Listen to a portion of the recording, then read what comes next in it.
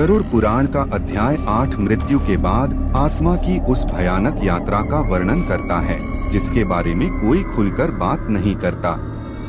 इस वीडियो में आप जानेंगे मृत्यु के बाद आत्मा शरीर से कैसे अलग होती है, यमदूत कैसे आते हैं और आत्मा को कैसे ले जाते हैं। यमलोक की यात्रा में भूख, प्यास और भय, वैतरणी नदी का डरावना सत्य, चित्रगुप्त द्वारा कर्मों का लेखा जोखा, पापी और पुण्यात्मा के बीच अंतर और वह सच्चाई जो हर इंसान को हिला देती है। यह वीडियो डराने के लिए नहीं बल्कि जगाने के लिए है। जो व्यक्ति जीवन में दान, धर्म, सत्य और करुणा का पालन करता है उसके लिए मृत्यु के बाद का मार्ग सरल होता है।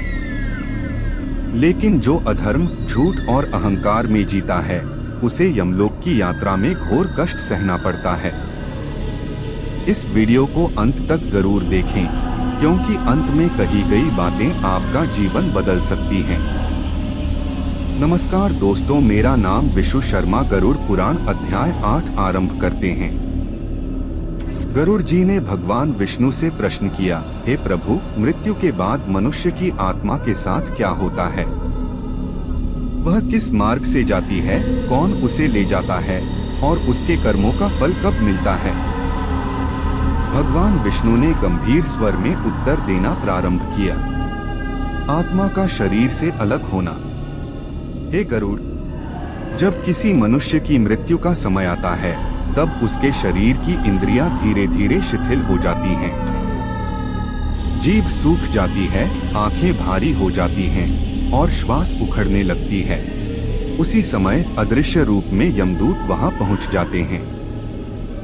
वे अत्यंत भयानक होते हैं, लाल आंखें, विकराल दांत, काले शरीर और हाथों में जंजीर। आत्मा शरीर छोड़ना नहीं चाहती। वह रोती है, चिल्लाती है, अपने परिवार को देखती है पर कोई उसे देख नहीं पाता।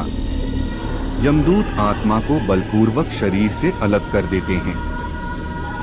मृत्यु का सबसे बड़ा सत्य उस समय न धन साथ जाता है, न परिवार, न मित्र, न शरीर। साथ जाता है केवल कर्मों का। यमलोक की यात्रा प्रारंभ आत्मा को यमदूत दक्षिण दिशा की ओर ले जाते हैं। यह यात्रा लगभग 47 दिन की बताई गई है। रास्ते में आत्मा को न तो विश्राम मिलता है, न भोजन, न जल। जो व्यक्ति जीवन में दान नहीं करता उसे मार्ग में एक बूंद पानी भी नहीं मिलता। भूख, प्यास और भय, आत्मा को असहनीय प्यास लगती है। वह पानी के लिए चिल्लाती है पर यमदूत हंसते हैं।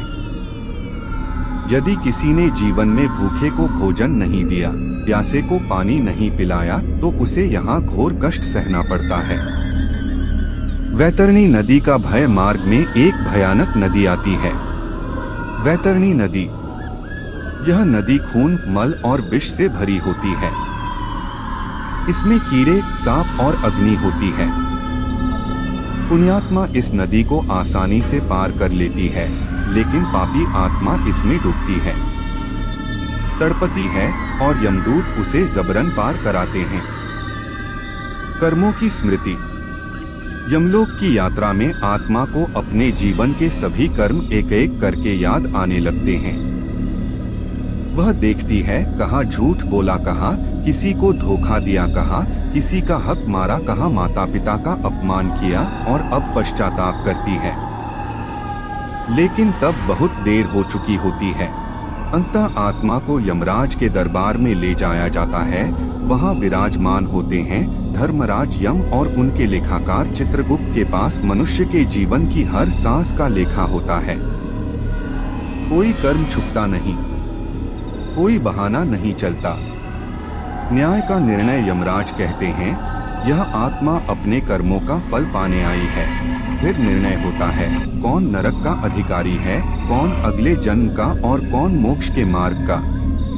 अध्याय 8 का मुख्य संदेश। गरुड़ पुराण का अध्याय 8 हमें डराने के लिए नहीं, जगाने के लिए है। यह बताता है कि मृत्यु निश्चित है, कर्म अटल हैं और न्याय अवश्य होगा। जीवन में क्या करें? सत्य बोले, दया रखें, माता पिता का सम्मान करें, दान करें, किसी का हक न मारें, अहंकार त्यागें। अंतिम चेतावनी।